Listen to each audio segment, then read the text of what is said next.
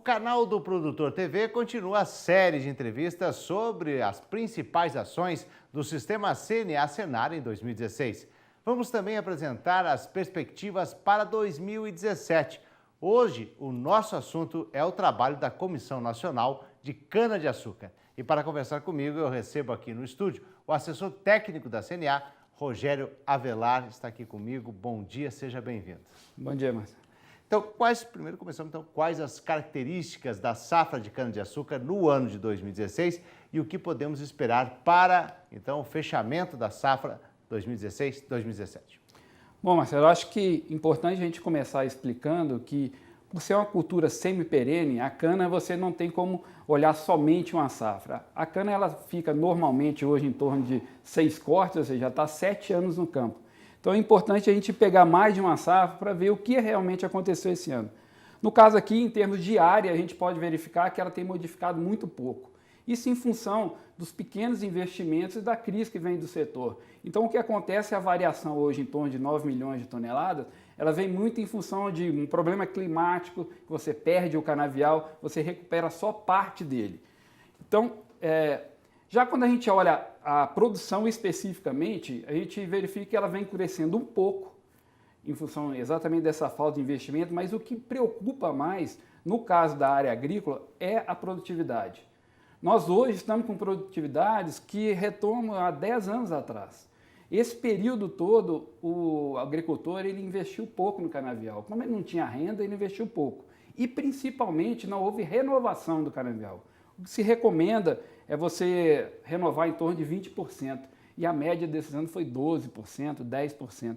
Então, isso reflete na produtividade. A cana tem que ser cortada mais vezes e a produtividade cai drasticamente. Então, na safra passada, de 2015 e 2016, você teve uma produtividade até mais alta, porque você teve condições climáticas melhores. A desse ano, nós tivemos um problema de seca, principalmente em Goiás, tivemos que antecipar a colheita e você perdeu ali em produtividade. A expectativa para a próxima safra é de melhora. O clima ajudou, você tem canaviais melhores, inclusive no Nordeste, você não teve aquela seca que tem anos atrás. Então, a expectativa para o ano é de aumento de produtividade para essas lavouras. Agora, por esse quadro, se vê justamente a necessidade, já se foi feita uma campanha em relação a você renovar os canaviais, fazer essa renovação dos canaviais. E agora, na prática, isso não vem ocorrendo porque o mercado não ajudou muito. Você, inclusive, tem linhas de financiamento específico do BNDES, por exemplo, você tem o ProRenova, que é visando exatamente essa renovação. Mas se você está descapitalizado, dificilmente você vai conseguir pegar esse dinheiro e depois conseguir pagar os financiamentos. Mas o que a gente espera para o setor, na verdade, para que você tenha uma melhor rentabilidade, e o objetivo é você trabalhar com a produtividade em 3 dígitos. Ou seja, você já tem produtor hoje que consegue isso, mas é trabalhar acima de 100 toneladas. Quando você leva essa produtividade para 100 toneladas, você cai bastante o seu custo unitário de produção, aumenta a sua rentabilidade e possibilita investimento na lavoura, investimento em renovação de canavial, e aí sim, você consegue ter um crescimento em todo o setor. O que aconteceu em últimas safras deixava até cana no campo para a próxima safra. Esse ano, o que aconteceu em relação à moagem dessa cana? As usinas pararam antes a moagem? Em algumas regiões elas tiveram que parar antes. Você teve, na passagem da safra 15-16 para a safra 16-17, o que a gente chama de cana bisada. Muita cana não foi colhida. Algumas em função de seca, que teve que ser abandonada, e outras você teve uma questão de chuva na época da colheita. Quando chove, você não tem como colher. Então, essa chuva, quando você passa esse período, você joga para a safra seguinte. Então, nós tivemos o início de safra desse ano muito bom, porque estava seco, então você colheu uma quantidade bastante razoável de cana, mais do que normalmente se colheria, e em função disso, muita cana faltou no final da safra, né? Então, algumas usinas, sim, pararam já de moer. A expectativa é de uma safra mais curta esse ano, em função disso, de um início de safra que foi muito bom. E com a seca no centro-oeste, você deixou também de colher muita cana, que não tem como colher esse ano. Porque não dá para se acreditar em relação à média da produtividade, que a gente tem tecnologia para isso, para produzir muito mais, né? A questão é condução mesmo. Essa tecnologia dos 3 dígitos ela já está disponível. E outra coisa também importante está sendo feita, que muitos anos a gente não conseguiu fazer, é a renovação da cana. Você tem variedades novas, principalmente que você tem áreas de expansão, como o Centro-Oeste, que estavam utilizando cana de regiões que não eram propícias. Já agora, com a pesquisa, você tem novas variedades e o produtor capitalizado, ele tem como, né? Porque a renovação é muito cara. Você replantar um canavial é uma das coisas mais caras que tem.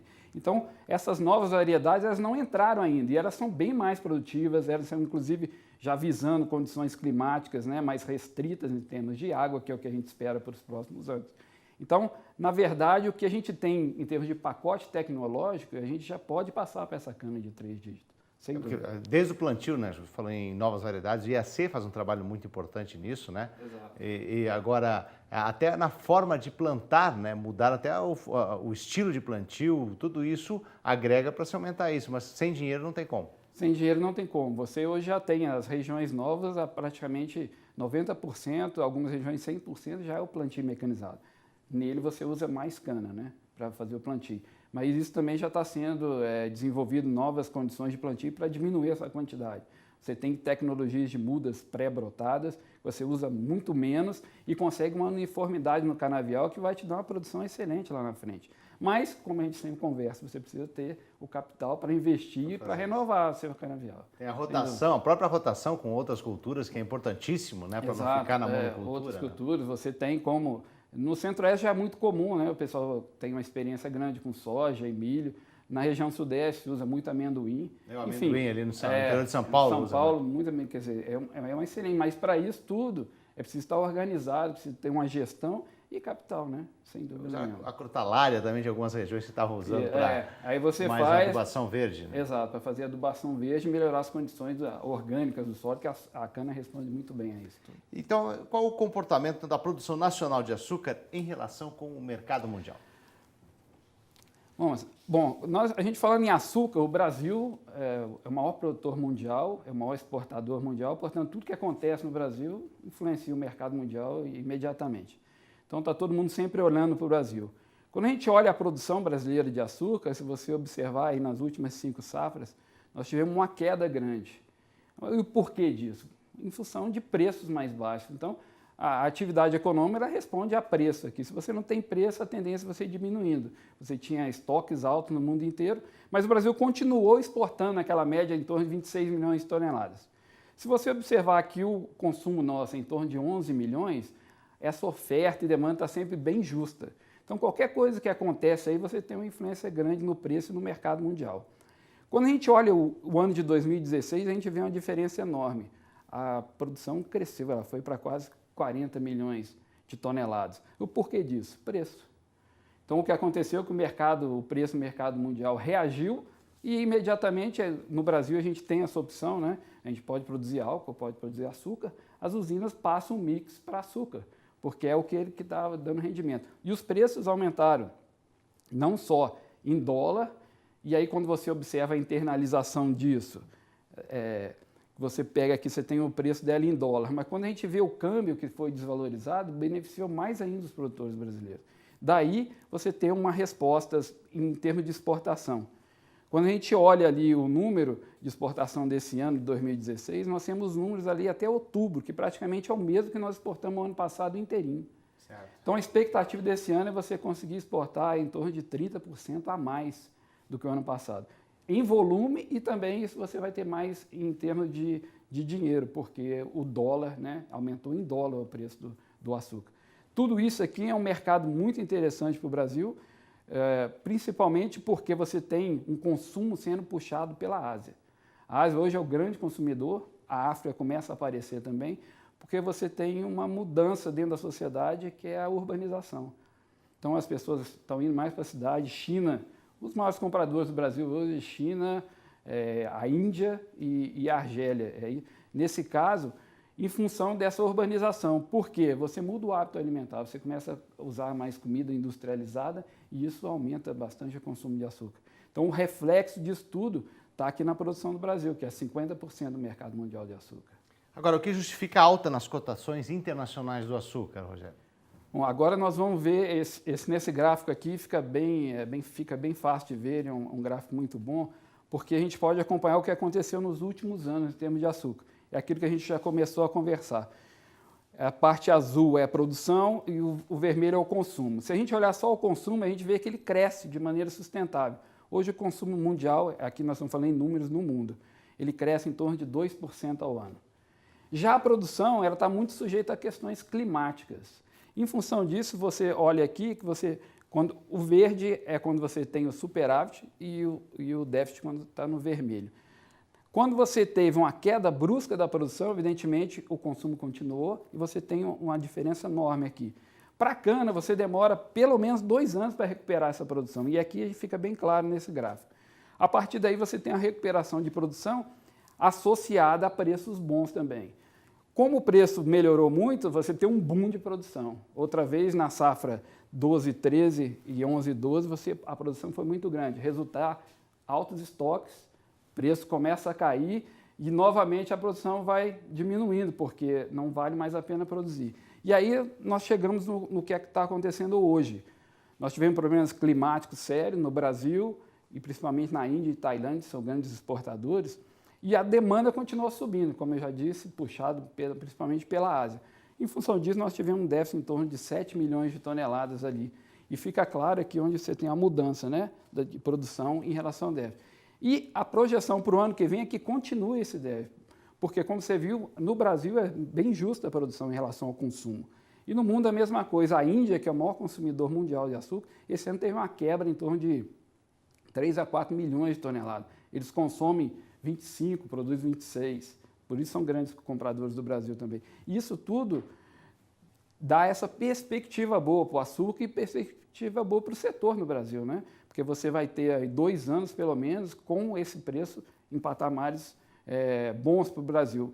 E lembrando também, tem a questão do dólar. Quando a gente internaliza, se a gente está com o câmbio desvalorizado, que o real foi das moedas mais desvalorizadas em relação ao dólar, a gente tem essa internalização de um lucro maior, né, para o produtor brasileiro.